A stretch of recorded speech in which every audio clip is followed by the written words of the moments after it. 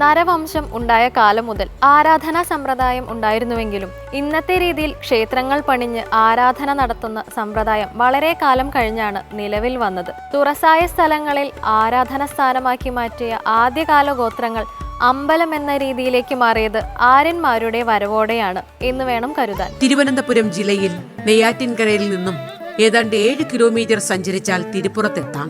ഇവിടെയാണ് പുരാതനവും പ്രസിദ്ധവുമായ തിരുപ്പുറം മഹാദേവ ക്ഷേത്രം.